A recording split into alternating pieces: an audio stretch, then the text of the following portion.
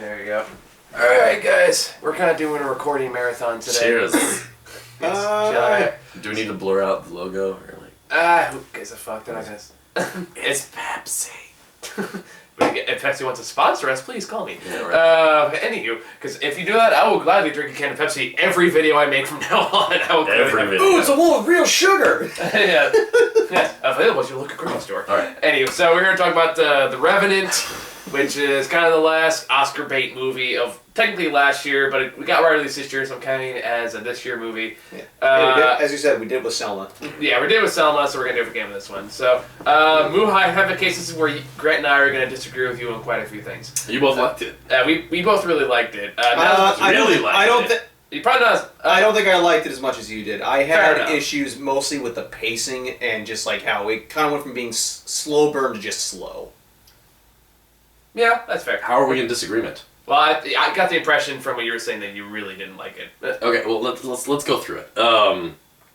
So who? I liked it fine. I thought it was a pretty good movie for what it was. I mean, is it perfect? No, absolutely not. But for a straightforward survival movie that has the brutal visuals that I was kind of expecting and a pretty good final act.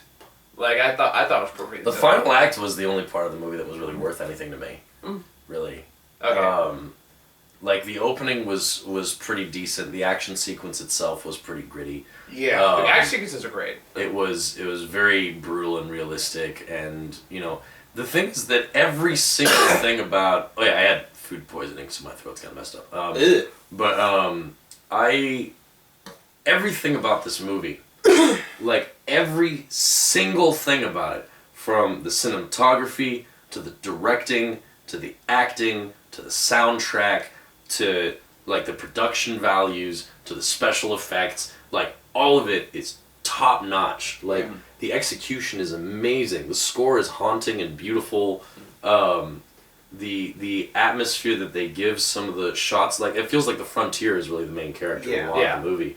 But my problem with it is that underneath it, you have a very basic revenge tale that takes far too long to get going with what it's doing. Mm-hmm. And it should not be a 3-hour movie. I do agree, it's way too long. There's no reason. It was 2.5, but even then that was way too long. It was 2:45. Oh, no, really? Actually, what's it on Tomato was 232.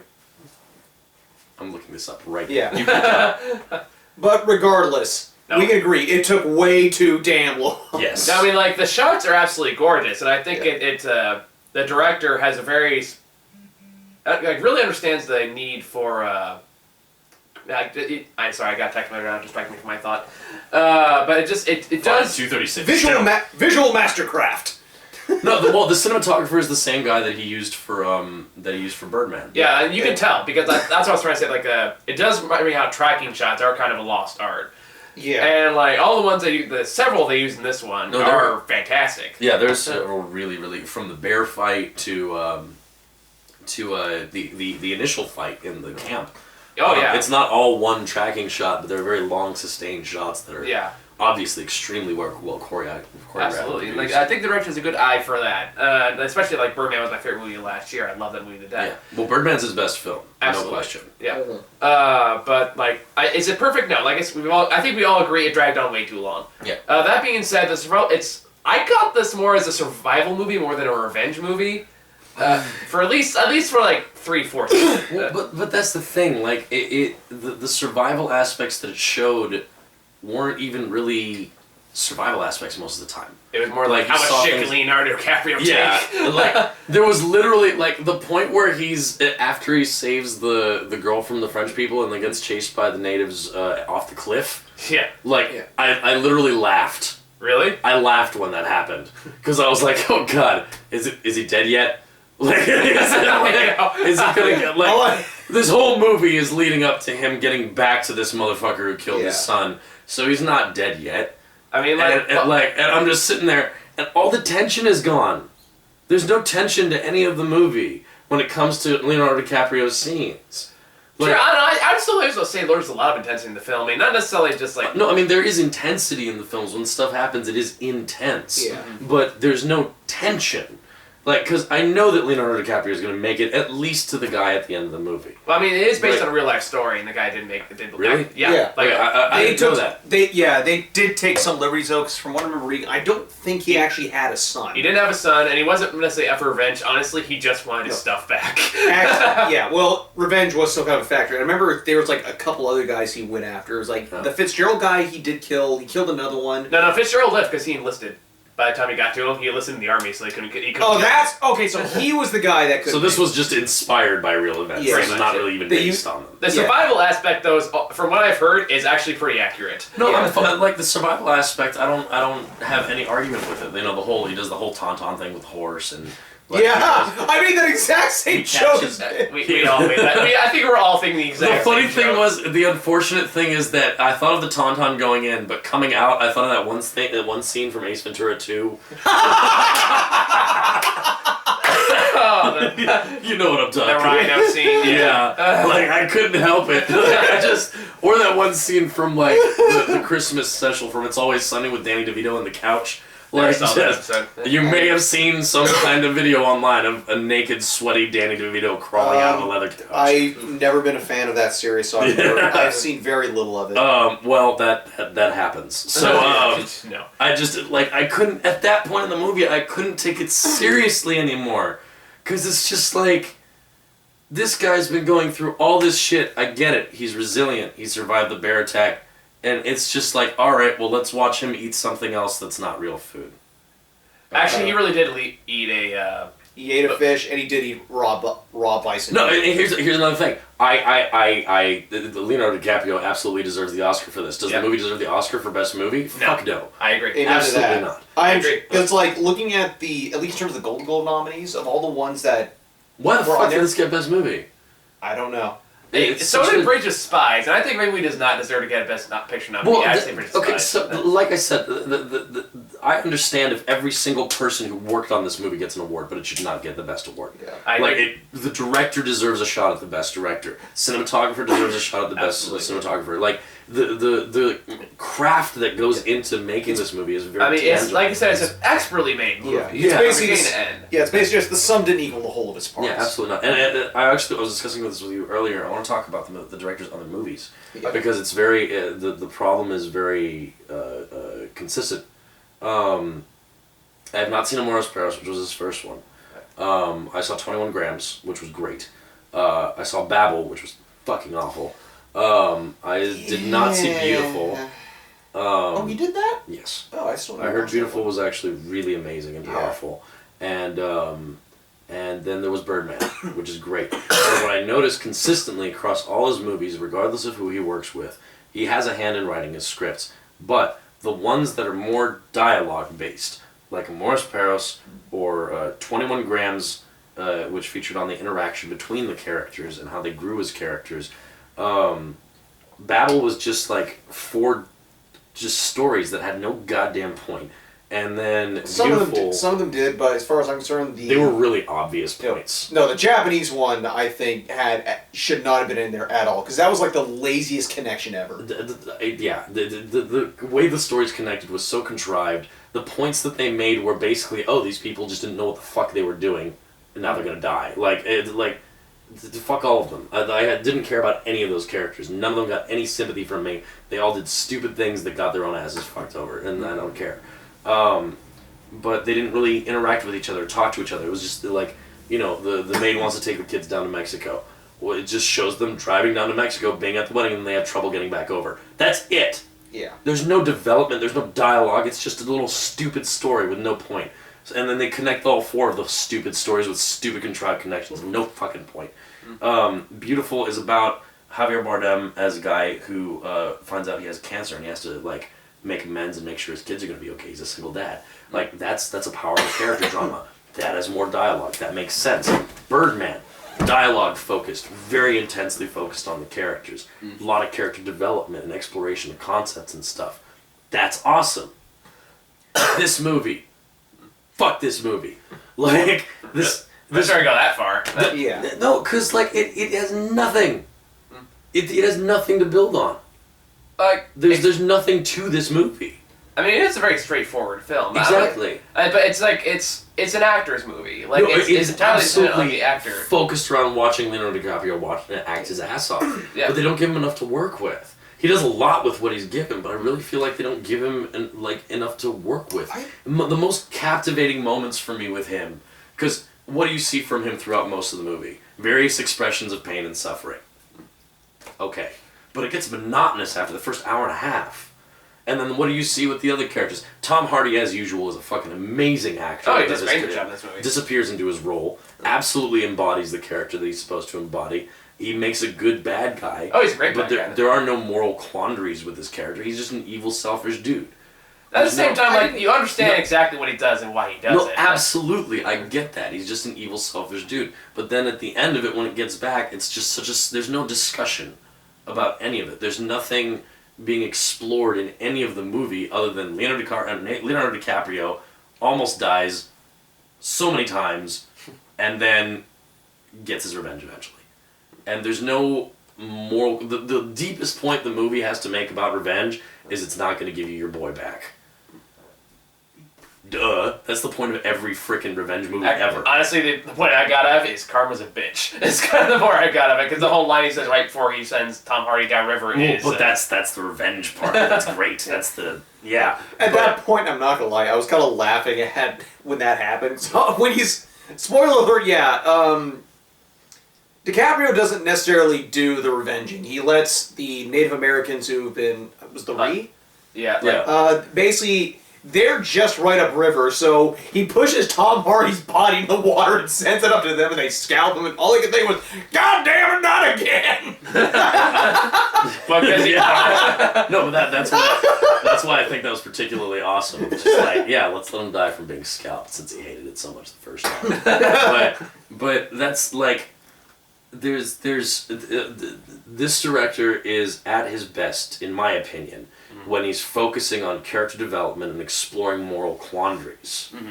And he's done that successfully in multiple films, and those have been really widely acclaimed films.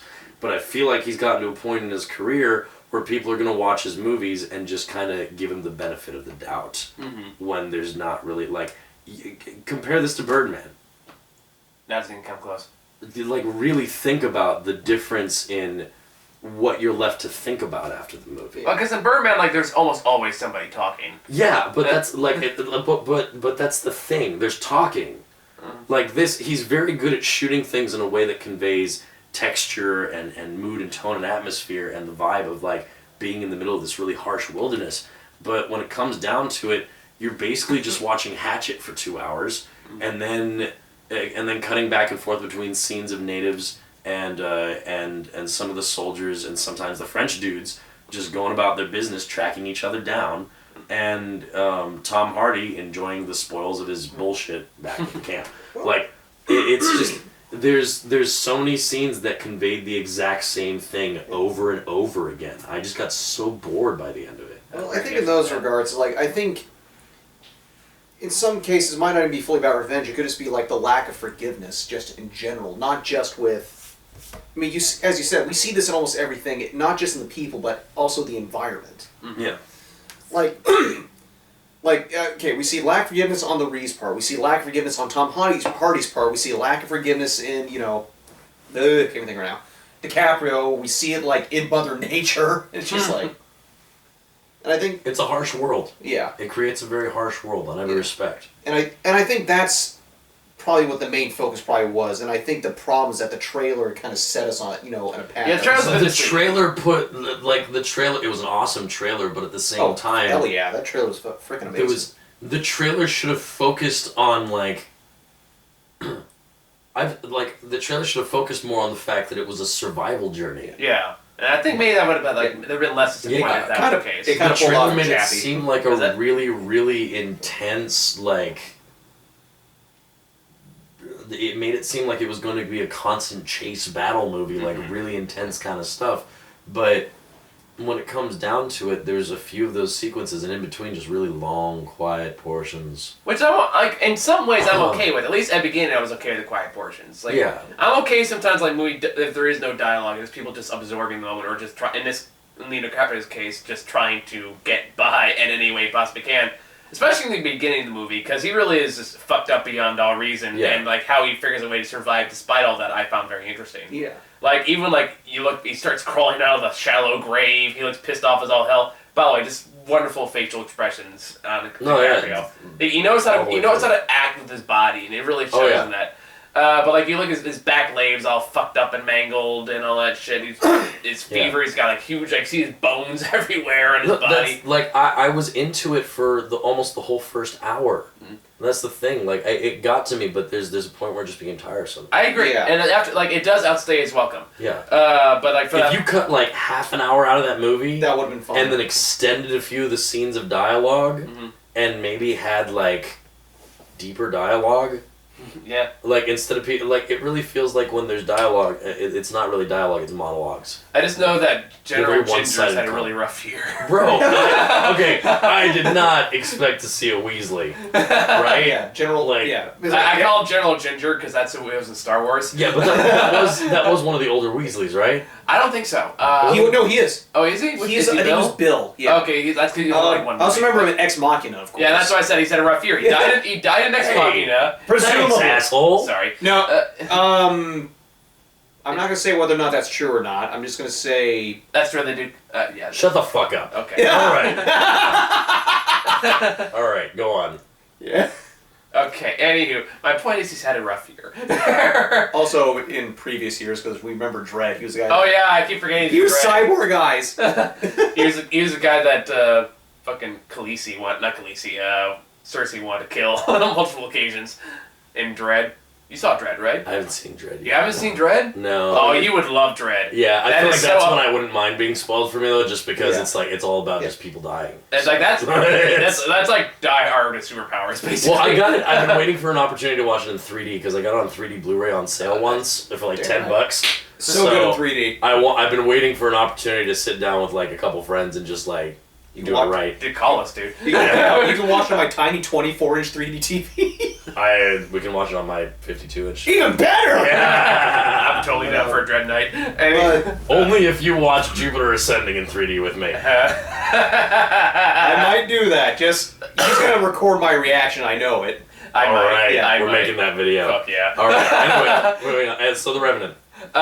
So I mean, like, there's not much else to talk about. Like, I think we all pretty much agree on the same things. It just bothers us in different degrees. That's fair. Yeah. I think we all have the exact same opinion of the movie. Just how bad that makes it is different. I mean, I will say that this movie does have a realism and a brutalism that I have not seen in a movie this year, which is insanely impressive. Like the bear, even though the bear was CGI, that was rough, man. I think it was like what the cinema snob described as like that bear does everything except fuck him. I played no. I was like, is that bear gonna? I even got the vibe that bear was gonna do that and not shot him in the eye. I will say this: for all the suffering that he goes through in the movie, he heals mighty fast. Yeah. And to be fair, he spent like what I think 6 weeks in the forest from what the actual event took place. 6 weeks. 6 weeks. Oh, I thought it was like over the course of a couple days. No, it was a long time. Okay, well that makes a lot more sense. But still, if you go off of a cliff and fall through a tree and take a nap in a horse, you're not just gonna get up and walk it off. Yeah, that's fair. Like, well, apparently, for Hugh Glass, he might have actually done that because, as basically history said, he was a freaking badass. No, they confirmed that was a set piece. Okay. And plus they did. Hang on. Let's also confirm the fact that he is his own storyteller. For how he got back, so maybe he embellished a thing or two. It's entirely possible. People still don't know the entire story of Alfred Packer. I don't know who that is, but anyway. In terms of like the movie kind of being empty of fears, though, I do say though, like I kind of liked how a lot of the imagery did try to tell a story. The imagery was really beautiful. Because like the cinematography was absolutely gorgeous. Yeah, the visions, the dreams, and the cinematography, like they did try to like. But no one can fuck with that cinematographer. Yeah. He has established himself as the most amazing thing. He did that when he did Children of Men. Birdman just... Oh, right! He did that too! That's why they got him for Birdman. That was also gorgeous. Remember? Yeah. Remember the 2 sustained shots? Yeah. Oh, God, yeah. Those... Didn't they, like, set records for, like, longest? Yes. Because I was like, holy hell! No, there was the shot that was in the car when they're being attacked in the woods, and then there was the shot at the very end when they're going into the building and then back down.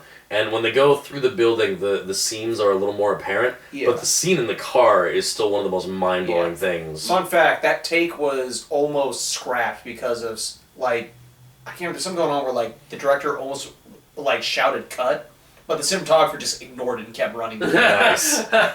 Nice. Oh, man. But, no, like, the shots are gorgeous. Like, some of the scenes, just how he survives. And the outside, the horse thing are just fucking brutal. Like, the fire he cauterizes the wound in his throat. It's just like a standout. Like, there's a lot of ones I just sat there going...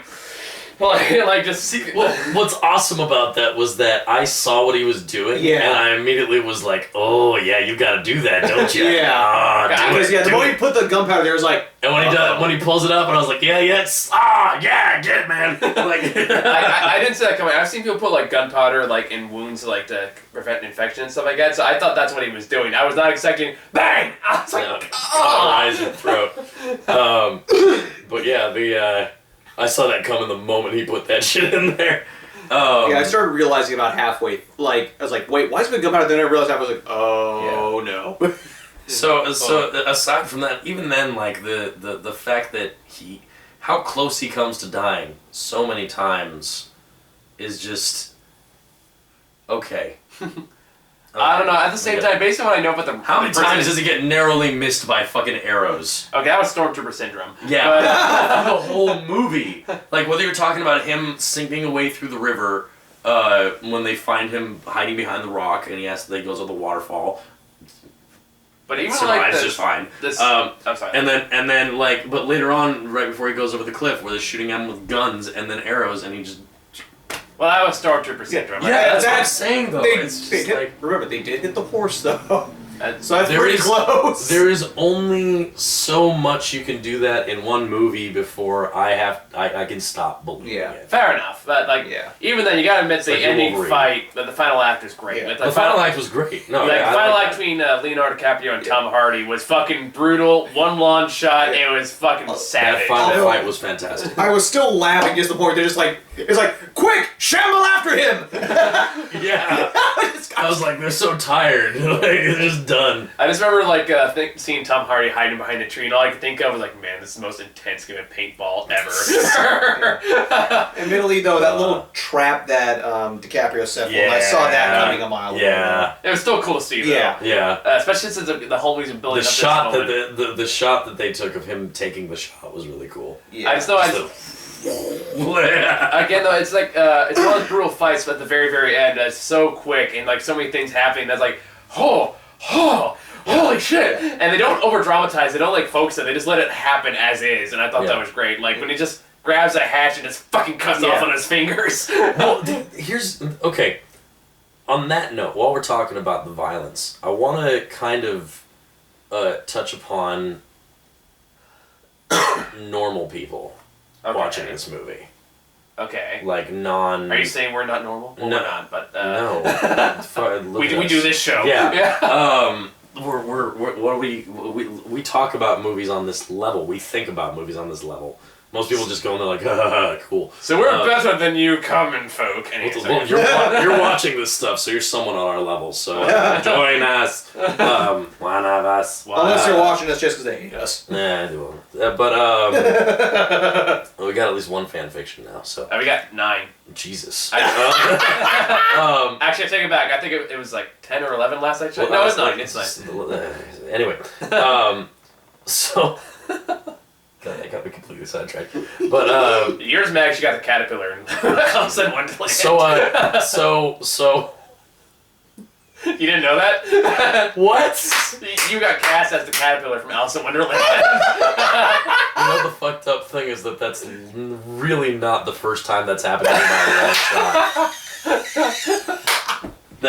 That's far from the first time that's happened to me. I actually have a jar that someone painted for me like 12 years ago with the caterpillar on it. That's supposed to be me. And I keep it as my coin jar in my room still. Oh, that is awesome! But anyway, so normal people, so to speak. Because when I went into the theater to watch it right before this, it's a Friday. I watched a matinee showing, and mainly it was like old people and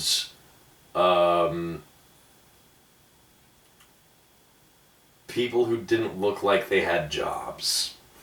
To just...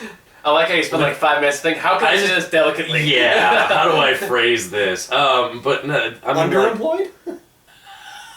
No, it looked like they deserved about as much employment as they had. But the... So as I'm sitting in this movie, it was really interesting to... You okay, buddy? Yeah. As I'm sitting in this movie, it's really interesting to see some of the more brutal stuff coming up. And in my head, I'm like, dude, I watch The Human Centipede and old school horror gore shit. Like, this doesn't matter to me. Okay. But, like, I fell asleep watching Passion of the Christ. Well, to be fair. It was boring. I was woken up when they tore out his side with the cat of nine tails. I was like, all right.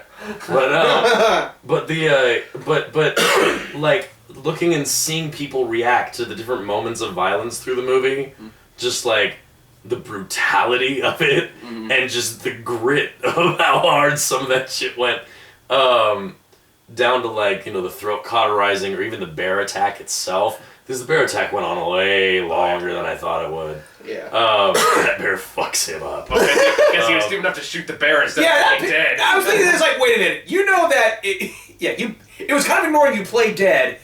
Why would you antagonize it further? Because you want to kill him with a fucking bear. And to be fair, he does. Because it's close, you can't let it, like, it knows you're still alive. It doesn't think he's dead.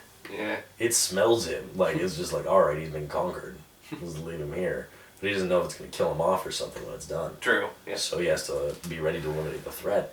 And it does charge him. Anyway, what was your point? But yeah, anyway, so it's really interesting to me. Do you think the average person would actually like this movie? Because this movie does have very high art aspirations. The way that it's made is with the very slow, deliberate pacing of a non-blockbuster American film. Like, I think it's one of those movies you have to be in the right mindset to get into. Like, if you're one of those people like the Transform movies or like Adam Sandler. Well, no, let's not even be that harsh, man. Like, let's talk about Interstellar. Okay. Like the first example that comes to mind. You're talking about a artistically beautiful, grand, majestic movie that doesn't rush itself necessarily. It takes its time with the shots that it wants to take, but it's still entertaining enough along the way. Here you have a movie which is very much focused, like you said, it's an actor's film. So it's focused on the cinematography and the mood, and like it doesn't have a lot of dialogue. And so do you think that, like, I was surrounded by a lot of people who were either who were going back and forth between being really bored and just dealing with too much fucking violence. I think it swung back and forth between being boring and just too much for these people. And I don't know if it's just the people that I was in the theater with, but there were definitely more than a couple of them that I was hearing stuff from around me. So, I mean, do you really think that this is something that we would recommend people go see? I honestly wouldn't recommend people see it. I would recommend it. I think it's one of those things, you have to have the right expectations going into it. If you want to see a well-made movie, yeah, I would recommend going to see it. But if you want to see what I would call like a good movie that's worth your money and time, I wouldn't say go see it. I would. I still would. I'd say it's still worth one watch. But it's like just for the experience and just kind of like, you know, as you said, to examine the craft of it. Yeah. It's ironic because I don't feel like I feel weird about telling people to go give it more money to see in the theater, but at the same time I also feel like to really appreciate some of those elements it should be seen in the theater. Yeah. I think the kind of people that would go see The Revenant kind of already know whether or not they would kind of like it. Like, if they know it's more survival. No, I don't think so. Yes. Fair enough. Because if you went by the trailer, like I did. Like, that's a big problem. Is like, I feel like the marketing campaign was a bit misleading for the actual film. And like, I feel like if you know more, it's sometimes that's good, sometimes that's not. But this movie is not a mystery, so there's no point to doing that. Yeah. Mm-hmm. Yeah. That's seriously, I would still recommend it. Like, I would still recommend seeing this in the theater, if only because like I said, it's not a bad movie, but I don't know if I'd like tell people to go see it. So, it just felt really empty to me. Yeah. So. Well, that's the thing. I didn't get the emptiness from it. I just think there was a lot there. It's just they kind of stretched it thin more than I would like. Really stretched. Because like I said, like I felt like there was a lot of simplicity in the idea of like trying to examine the idea of like revenge, as I said, the harshness of like this frontier setting. And also, I even appreciate the fact they like try to take a stab at like showing a more balanced approach at, portraying Native Americans the way they did. Yes. Yeah. That's another thing I really liked about the movie. Yeah. The fact that every side had its own motivations. Yeah. It wasn't just like, oh, these savages. Like, Unless they were white people, they said that. Well, no, granted. Tom Hardy did, because he was racist motherfucker. Well, yeah, granted the people, the different groups did hate each other for whatever reasons, but each group had its own motivation. I guess the only group that you could say were really just pure assholes were the French. Yeah. So, They really don't want to give those horses.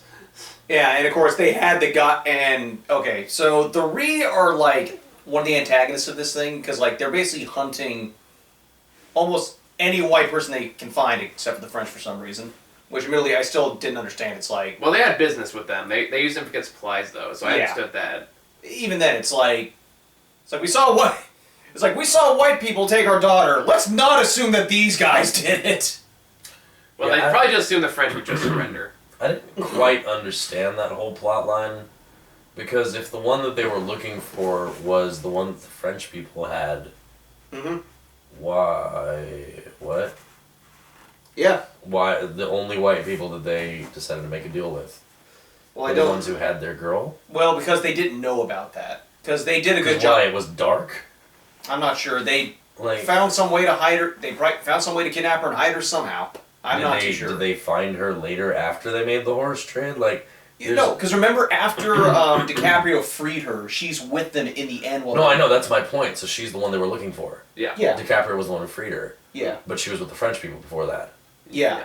Where was she before that? I'm assuming she was still with them. Yeah, because she was being... So if she was with the French people the whole time, then the French people were the ones who... Actually, that I'm not too sure, because at some point they did mention those horses weren't going to be for free. No, I know, but I don't think they would have... It seemed like they were... Weren't they looking for her in the first place? Yeah. Isn't that why they needed those horses? Yeah. So it's not like they traded her for the horses? No. It's basically assumed that the French were the ones that kidnapped her to begin with, and they basically hid her away while they were making those deals. It's as good as explanation as any. It's a nitpick. Yeah, not really. I think it's actually a pretty significant thing that they should include. Well, really, like, I'm carrying that kind of plot hole to say, like, the plot hole and the Hateful Eight, big, huge difference there.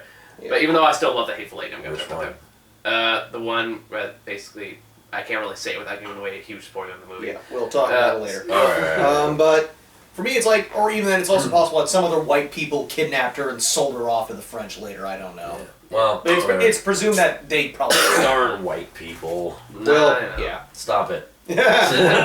Especially the French. Yeah. All right. Well, I think we pretty much everything. Yeah, I think we're done. And we gotta move on to other videos today because we're on time. All right. So thank you all for watching. Next week we got. Oh, it's gonna be a rough week next week. We got Norm of the North. Right along too. Which has like 3%. 0%. Oh my god. Yeah, nobody likes Norm of the North. Right along At least right along got like 16%.